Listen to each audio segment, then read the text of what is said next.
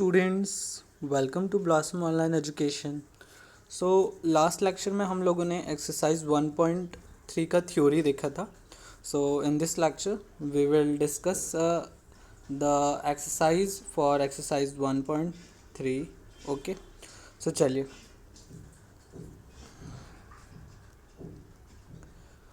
So exercise 1.3 first question क्या बोल रहा है? Write the following in decimal form and say what kind of decimal expansion each has. Okay, आप देख सकते हैं यहाँ पे आपको कुछ नंबर्स दिए हैं।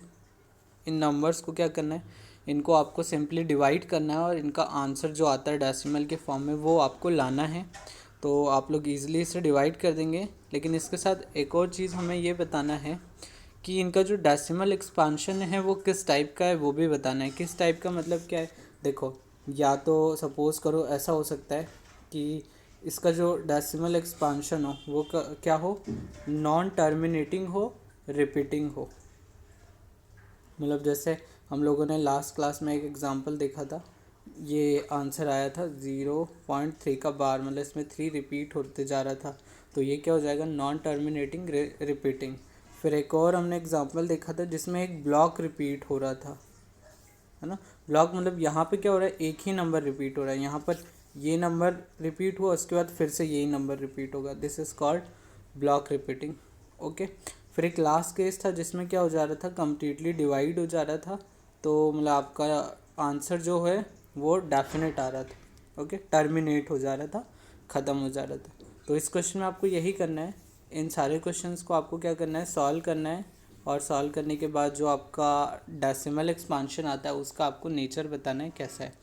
या तो क्या होगा, टर्मिनेट हो जाएगा, मतलब ख़त्म, मतलब कम्प्लीटली डिवाइड हो जाएगा, या फिर आएगा आपका नॉन टर्मिनेटिंग और रिपीटिंग। तो ये दो ही केस बनेंगे। अब वो नॉन टर्मिनेटिंग रिपीटिंग में क्या होगा, मतलब उसके अंदर दो केस बन सकते हैं। एक में क्या होगा जिसमें एक ही नंबर रिपीट होगा और एक में एक ब्लॉक रिपीट होगा। चलिए अब आगे बढ़ते हैं। Question number 2। क्वेश्चन नंबर 2 क्या बोल रहा है? क्वेश्चन नंबर 2 ये कह रहा है कि 1/7 की अगर ये वैल्यू है तो आप बताइए 2/7, 3/7, 4/7, 5/7, 6/7 की वैल्यू क्या होगी। लेकिन आपको वैल्यू मतलब फाइंड करने के लिए इन दोनों को डिवाइड नहीं करना है, विदाउट डिवीज़न आपको वैल्यू पता करना है। तो आप लोग क्या करेंगे, देखो बहुत इजी क्वेश्चन है, मैं आपको बता देता हूँ। 2 सेकेंड, जस्ट सी हियर।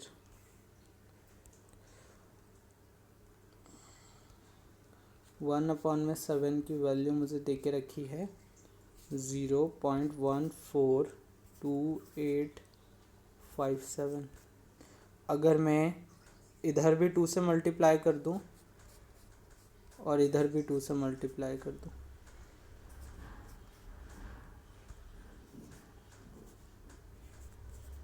सो सी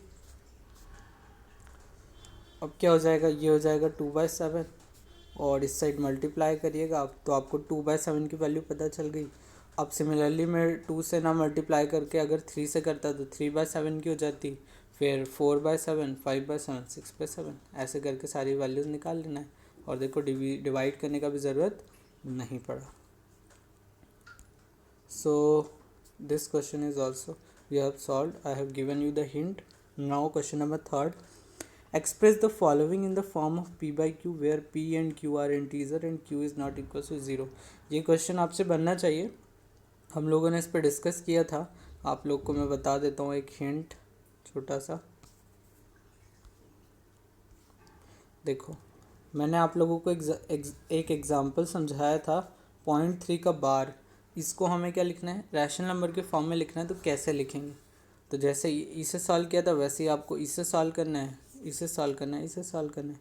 ठीक है, मैंने आपको ये बताया था कि पॉइंट के बाद जो डिजिट रिपीट होता है ना, उस नंबर उतने मतलब उसको क्या करना होता है, 1 में उतना ज़ीरो लगा के मल्टीप्लाई करना होता है। अब देखो यहाँ पर पहले केस में, इस केस में पॉइंट के बाद कितना नंबर रिपीट हो रहा है, एक ही डिजिट रिपीट हो रही है 6। तो हम लोग किससे मल्टीप्लाई करेंगे, 10 से। जबकि दूसरे केस में कितना रिपीट हो रहा है, उसमें भी 1 ही हो रहा है, तो दूसरे में भी 10 से ही करेंगे। और जो थर्ड केस है इसमें देखो एक ब्लॉक रिपीट हो रहा है, तो इसमें किससे मल्टीप्लाई करना पड़ेगा, 100 से, 100 से। समझ में आया? बस इसको बाकी मैंने आपको लास्ट क्लास में एक एग्जांपल समझाया था, उसके बेसिस पे आपको सॉल्व कर लेना है। इजी है, आई थिंक आप लोग इजीली सॉल्व कर लेंगे। ठीक है, तो ये 3 क्वेश्चन तो हो गए। फिर बाकी जो अगले क्वेश्चन है वो हम लोग अगले लेक्चर में डिस्कस करेंगे। ठीक है बच्चों, ओके, चलिए बाय।